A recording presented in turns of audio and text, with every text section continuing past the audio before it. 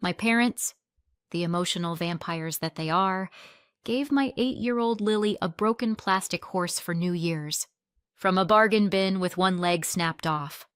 Then my dad announced in front of everyone, "She's the unfavorite granddaughter. The real presents are for your cousins." Lily burst into tears. Everybody laughed. 20 minutes later, I gave them a present they're still choking on. My parents have always made the family hierarchy painfully clear. My sister Melissa and her twin boys, golden children. My brother Daniel, acceptable, as long as he keeps his head down and agrees with them. Me? I'm the workhorse. Come early, Aaron. Cover the front desk, Aaron. Clean up the mess at the office when we're too tired to lift a finger, Aaron. But when it comes to love and actual respect, suddenly there's a long line. I'm at the very end, if I'm even in the building. Lily isn't in that line at all. As far as they're concerned, she barely qualifies as a grandchild, just a prop. And yet, I'm a chronic optimist, the dumb kind. This year, I told myself, might finally be different. My parents are getting older. Their health has started to wobble. Maybe it would finally click that they'd blown off 6 of Lily's birthdays in a row. At least they could make her happy for New Year's. We have this family tradition. Gifts on New Year's Day, not Christmas. Don't ask. Some people ski, some people watch football. My parents do carefully choreographed emotional damage. "Lily," I told her, "we're going to Grandma and Grandpa's for New Year's." She literally jumped, spent 2 days picking out a dress, printed a photo of her and my dad from last summer when he let her hold his fishing rod on the river and even smiled like a human. She still tells that story like it was a fairy tale. On January 1st, we showed up early, presents in hand, like good little relatives. I knew it was a mistake within 10 seconds. The house looked like a sporting goods catalog had exploded. Lights everywhere, decorations, a fake tree that could have hosted its own NFL halftime show. My mom was smiling so hard her face looked frozen. Melissa already had her phone out, filming everything for her Instagram stories. The twins, Connor and Ethan, were parked in front of a mountain of gifts, vibrating like they were at Disneyland. Lily? Completely invisible. No hi. No Happy New Year. No hug. Nothing. She pressed herself into my side on the edge of the couch, clutching the photo in a little homemade frame, waiting. Then the present parade started. The nephews got everything. Brand new tablets, shiny bikes, name brand sneakers, art sets with their names printed on them. Even Buddy, the family husky mix, got a big bag of treats from the pet store. Lily sat and watched, polite like I'd taught her, and my insides boiled. Why did I let her hope? Finally, my mom reached under the tree and pulled out a sad, crumpled paper bag that looked like it had been stepped on half torn, tape barely holding. She stared at it like she didn't remember wrapping it, then silently handed it to Lily. Inside was a cheap plastic horse from some dollar store dump bin. One leg snapped clean off, scratched up on the side, and someone had scribbled on it with permanent marker. Letters, doodles, who knows. It looked exactly like something you'd grab off a flea market tarp for a quarter. Lily stared at the horse. Didn't say a word. That's when my dad, already half buzzed, smirked and announced loud enough for the whole room, "She's the unfavorite one. The real presents are for your cousins." And the room howled. Adults. Kids. Melissa practically glowed with satisfaction. My mom didn't even twitch an eyebrow. Just went back to handing gifts to the real grandkids. Lily's eyes filled instantly. She tried so hard to hold it in. Couldn't. Covered her little face with both hands and started sobbing. I froze for 1 second. Not because I didn't care. Because something inside me clicked into place. Rage, shame, and this sharp, icy clarity all at once. Daniel shot to his feet. "This is disgusting," he snapped. "You're humiliating a child in front of everyone." They'd completely lost it by then. My dad barked, Sit down and shut up. Melissa rolled her eyes. I took Lily into the hallway to calm her down. She kept whispering through hiccups. Maybe it's a mistake?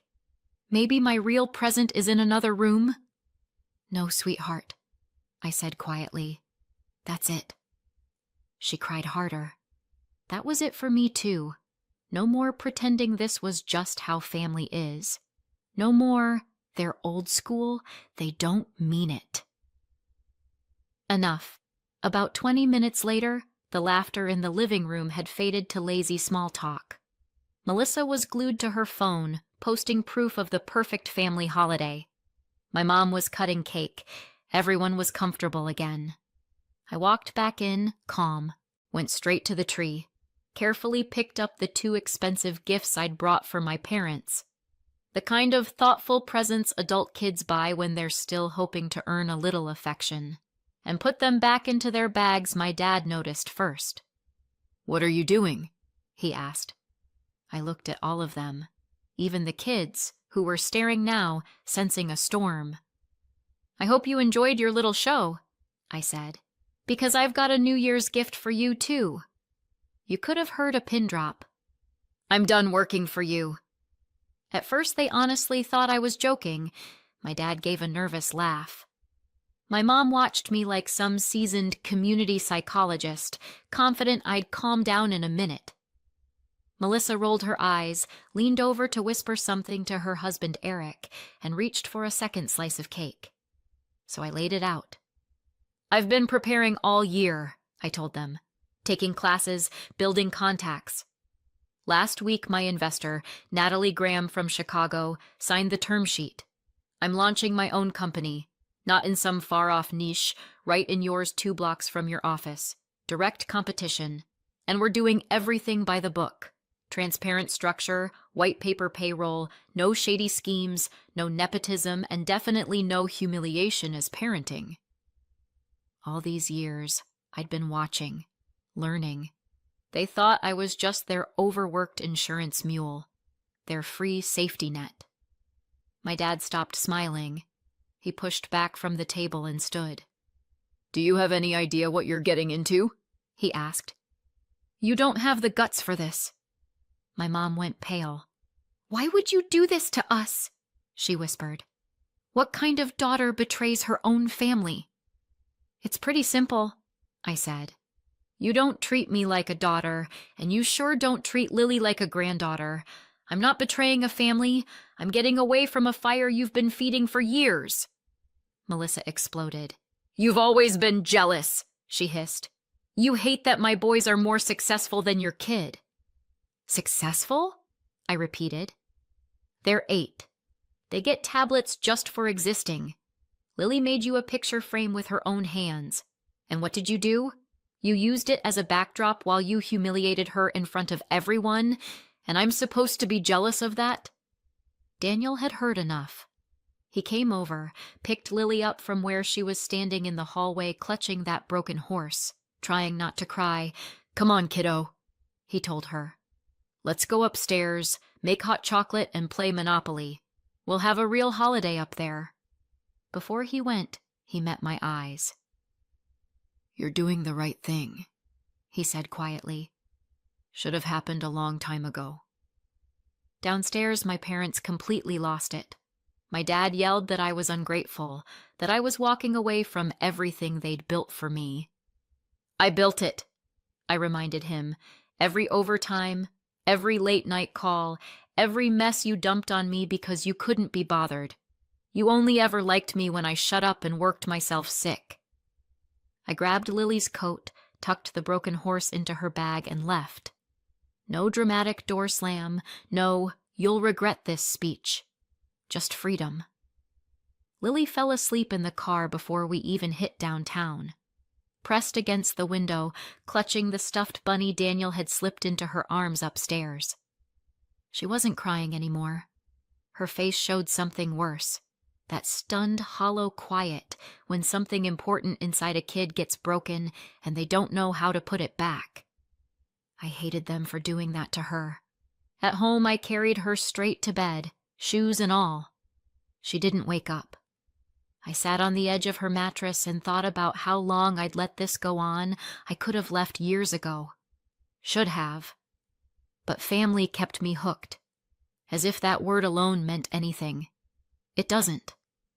Not if humiliation is part of the package, that much I know now. That same night, I sent my resignation through our online HR system. No drama, no soul-bearing monologue. Just facts I wrote that I would no longer be working for them, that I was not their backup landing strip, that the midnight WhatsApp messages, emergency cleanups, and constant covering for their negligence were over. Hit send. Waited for the explosion. Nothing. For the first few days, it was dead quiet. No reply at all, like they'd decided to ignore it and hope it blew over. A week later, my mom texted me as if nothing had happened. "Did Lily like the horse?" she asked. "It was just a joke, you know. I didn't mean anything bad." I didn't answer. My silence must have infuriated them, because my dad messaged next. "You're overreacting. You'll regret this. You're not thinking clearly." Sure. My head had never been clearer. January slid by in this strange, echoey calm. Lily started asking harder questions. "Mom," she said one night, curling up next to me on the couch, "did Grandma and Grandpa forget about me?" "Why do you think that?" I asked. "Because if they remembered, they wouldn't laugh when I'm sad." Right between the ribs. "They didn't forget," I said slowly. "But some adults only know how to love the version of a person that makes them feel in charge. Kids like you, with big hearts and quiet voices, don't show off enough. People like that just don't see you properly when what they really care about is control." She didn't fully understand, but she nodded. Then she asked if she could have a pink music jewelry box with a ballerina, the same kind her cousins had gotten from Grandma and Grandpa for New Year's. I bought it the next morning. Told her it was from Grandma and Grandpa. I couldn't keep watching her feel not worthy of real presents because of two bitter adults. By early February, my own company, I called it New Course, was standing on its own legs. Monday morning meetings at 9 a.m., people were calling us first.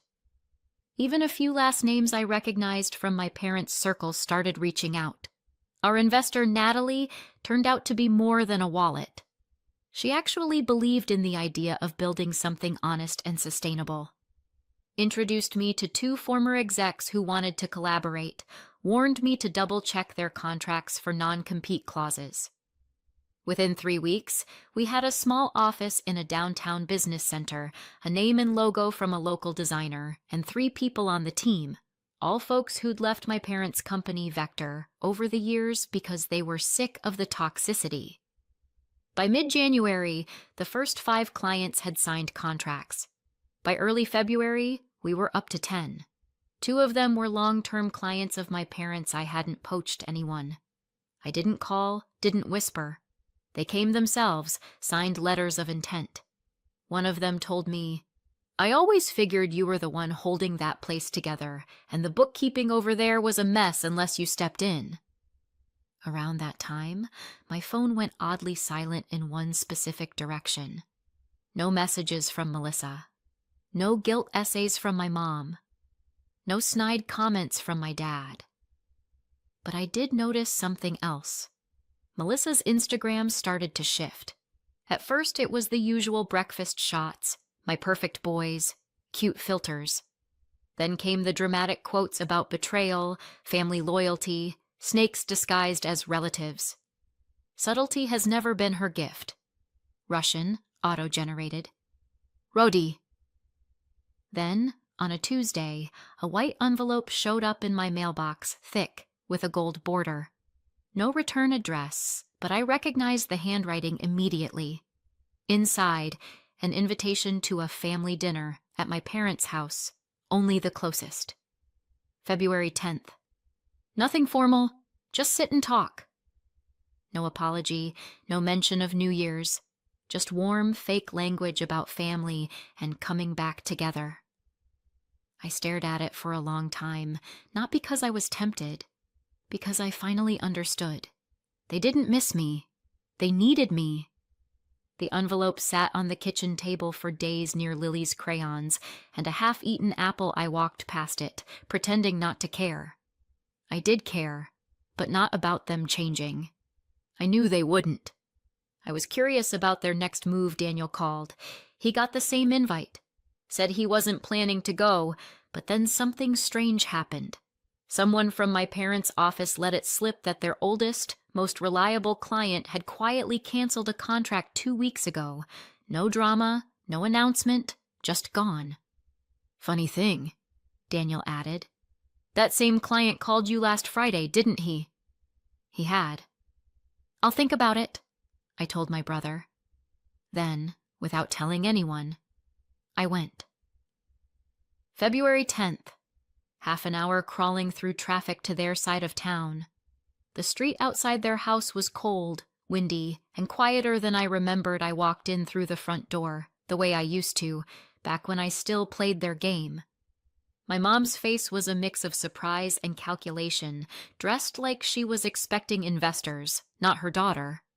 My dad was already at the dining table, reclined in his chair with a glass of brandy, trying to project, "Nothing to see here, just a normal Sunday." Melissa saw me and visibly winced I hadn't brought Lily. I wasn't bringing her anywhere near that house again. Nobody asked where she was. My mom threw in a passive-aggressive line later about how I was depriving them of their granddaughter. But that was it. We made small talk for about 30 minutes. My dad rambled about the market slipping, competition getting more aggressive, things used to be easier. My mom bragged that her friends still came to her for advice. Melissa scrolled through photos of her boys, pretending her marriage wasn't falling apart. Then my dad cleared his throat, shifted gears. "We've been thinking," he said. "We understand now how much you contribute. We want to fix things. Really fix them." He looked me straight in the eye. "I'm offering you a partnership, equal shares, full control. Just come back." My mom jumped on the emotional angle. "They missed Lily. Family isn't perfect, but they're trying. Yes, mistakes were made, but they're willing to change." Melissa sat there with a sour face, clearly expecting me to beg for this honor. She waited a long time. "I have a question," I said finally. "Why now? After all these years of insults, ignoring me, treating me like hired help, why this moment?" My dad started talking about time healing all wounds. My mom said something about spiritual renewal. So I gave them the real answer. "Because your biggest clients are leaving," I said. "Because Alex Carter, your head of project management, joined my team last week, and you barely noticed because your reputation is tanking and you think I'm your life raft." Melissa snorted, splashing her wine. "You're delusional," she muttered. I pulled out my own envelope. Same size, same gold border. Pushed it across the table to my dad. He opened it, expecting a signed agreement to crawl back. Instead, it was an offer.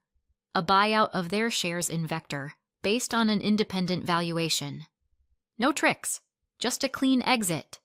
Enough for them to retire and save face by calling it a planned transition instead of the collapse it really was. My dad's face turned beet red. My mom went still, then sputtered, "How dare you! How dare you!" "It's a real offer," I said. "We can sit down with attorneys and talk details, just not here. Definitely not in my office where my team works." She blinked like she hadn't heard me right, then shook her head, pitying. "Aaron, what happened to you? You used to be the reasonable one," she said. I smiled. "Exactly. I started treating myself as well as I've always treated all of you, Wild, isn't it?" I left without asking for their blessing. I didn't need it. I had something better. My own life. The next few weeks were strangely peaceful. No screaming phone calls, no storms at my door. Instead, our little company kept growing. People called, clients stayed. Natalie joked that we were scaling faster than her spreadsheets. We had to rent extra space on the floor above our office, Then the whispers started to reach me. Apparently, my dad went to see their biggest client, Peter, the construction boss they'd worked with for decades, to warn him about the risks of dealing with my unstable new outfit. Peter listened, nodded, and called me the next day. "Aaron," he said, chuckling, "I've known your father for 30 years. If he's this worried about your company, you must be doing something right. Let's increase our volume." Shortly after that, I got a shaky phone call from Ellen, my parents' longtime chief accountant. The woman who had practically held their entire operation together for 20 years. "I know you and your parents aren't on good terms," she said, voice trembling. "But I have to warn you. They're getting a full IRS field audit, 3 years of returns. Charles is panicking. You know how the books were kept." I did. Under-the-table salaries, backdated contracts, creative math masquerading as accounting, the exact stuff I'd been trying to drag them away from for years.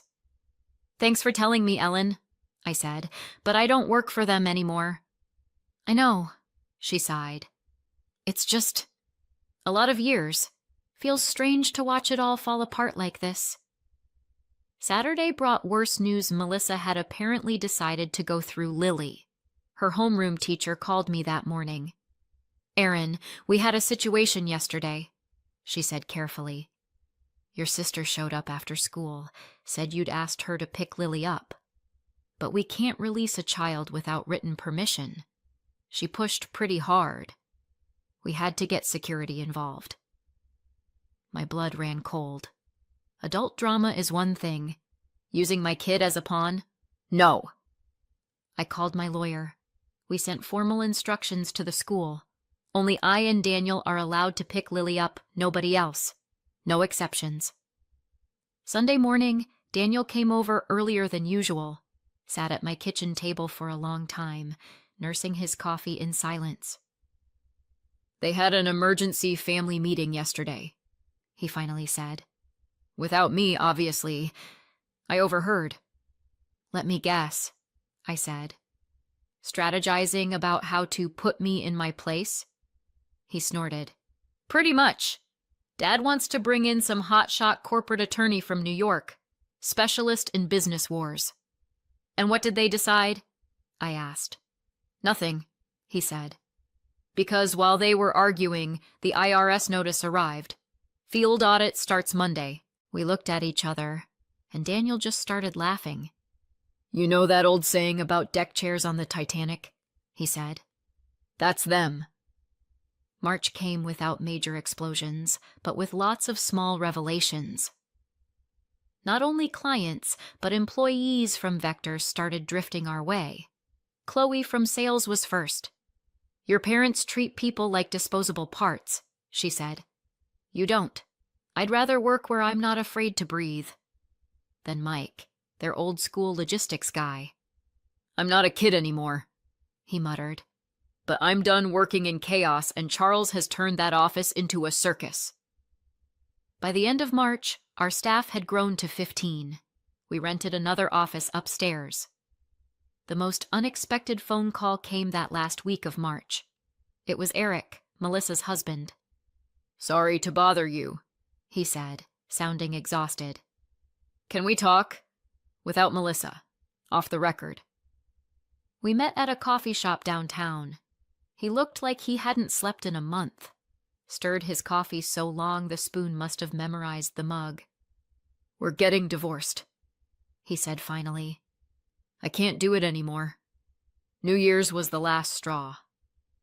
He told me Melissa had been telling the boys I'm the bad aunt who wants to destroy the family. Connor cries at night now, terrified that Grandpa will go bankrupt and they'll end up on the street. "I'm sorry," I told him. "Don't." He waved it off. "This is on me. I stayed quiet too long. But the worst part? She doesn't even see she's doing to the kids exactly what your parents did to you. Same poison, new packaging." He was planning to move to another city, start over. The court would probably leave the kids with Melissa. He'd get weekends. "Take care of Lily," he said as we parted. "She's a gem. You did the right thing getting out. I'm just late to the party. April started with yet another surprise. Ellen showed up at our office in person, dressed for battle. Big tote bag full of files. "I'm quitting," she said. No small talk. "Can't do it anymore." The audit had unearthed a mess. The fines were going to be huge, and Charles was trying to pin everything on her. "I worked for them 30 years, she said. "Now suddenly, I'm the scapegoat." I offered her the job of chief accountant at New Course on the spot. She almost cried. "You'd really take me? I'm not exactly young anymore." "Ellen," I said, "you've been holding their business together alone. Of course I'll take you." With Ellen came something we hadn't even expected. They're good clients. Turns out a lot of people had stuck with my parents purely because of her. The one who remembered every birthday, found compromises, actually cared. When she moved, they started calling us. By mid-April, my dad called me for the first time in 2 months. He sounded old. "Erin, we need to talk," he said.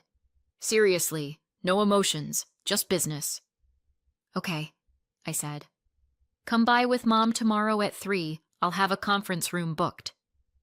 "Thank you." He exhaled and hung up. They showed up together. No Melissa. According to my mom, she was busy with the divorce. They both looked rough. My dad had lost weight. My mom kept twisting a tissue in her hands. We sat down. My dad pulled out a folder and set it in front of me. "We're ready to sell," he said. All of it. The IRS had hit them with penalties they couldn't pay. Clients were leaving. Ellen was gone. They'd backed themselves into a corner.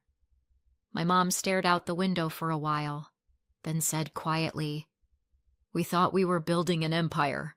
Turns out it was a house of cards. You were right." I read the documents. The offer was straightforward. Sale of their shares at market value. No hidden conditions. But once you factored in debts and penalties, the price was almost symbolic. "I'll think about it," I said. "You'll have my answer in a week." My dad nodded, gathered the papers. At the door, my mom turned. "Erin, Lily." "Could I at least see her sometimes?" she asked. "I know I haven't earned it, but still, that's up to Lily," I said honestly. "If she wants to." That evening, I sat with Daniel and Ellen at my kitchen table, papers spread out. "Why do you need their problems?" Daniel asked. "Our thing is doing fine." Ellen surprised us both by defending the idea. "Maybe you should," she said. "Not for them. For the people still there. The ones who didn't do anything wrong. And honestly, that client list is worth saving." 3 days later, Peter called. "I heard about your parents," he said. "If you decide to buy, I'll loan you the money at 3%. Not charity, just a good investment in a reliable partner. You've proved you know what you're doing. Vector used to be a good firm. Shame to watch it die like this." In May, we closed the deal. I bought Vector. I didn't keep the name. We folded both companies into New Course. My parents got enough to pay off their debts and start a modest retirement. At the signing, my dad unexpectedly reached across the table and shook my hand. "Thank you," he said. "I know you're not doing this for us, but thank you anyway." My mom cried quietly, trying to hide it. Before she left, she handed me a small envelope. "This is for Lily," she said, "from Grandma. Just a birthday card, if you'll allow it." At home that night, I showed Lily the card. She studied it for a long time. "Is Grandma not mean anymore?" she asked. "I don't know, honey," I answered. "People change in different ways, but she's thinking about you. Maybe someday we'll visit them. When you're older, we'll see." June brought Lily's elementary school graduation. She stood on stage in a white dress, reading a poem into the microphone with that serious little face of hers.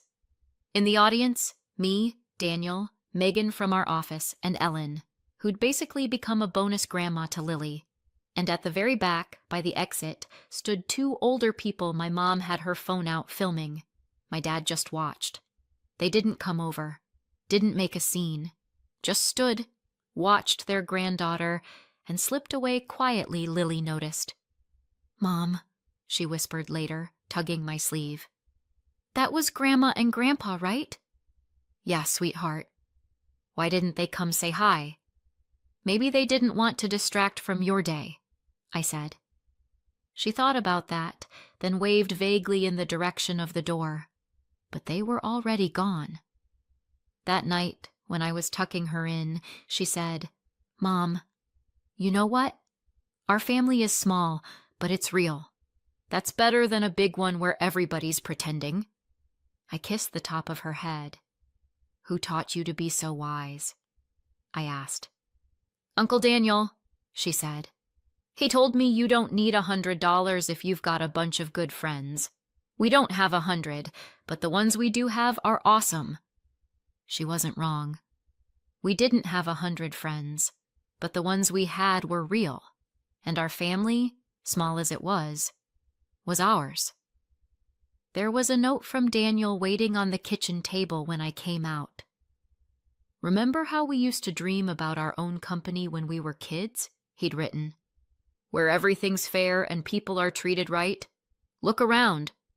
We actually did it. Mom and Dad sowed the wind and reaped the storm. We sowed something else. Let's see what kind of harvest we get. He was right. We had planted something good, in the shape of a growing business, a loyal team, and, most importantly, a happy kid who knows she's loved just for being herself, not for what she brings to the table. My late grandma used to say, "Don't go looking for better when things are already good." Turns out, she was wrong about that. Sometimes you do have to walk away from the familiar good to find the real thing. The kind without strings, without manipulation, without broken plastic horses and public humiliation. We found it. We built it ourselves. So what do you think? Did I go too far or not far enough? Let me know in the comments and subscribe for more.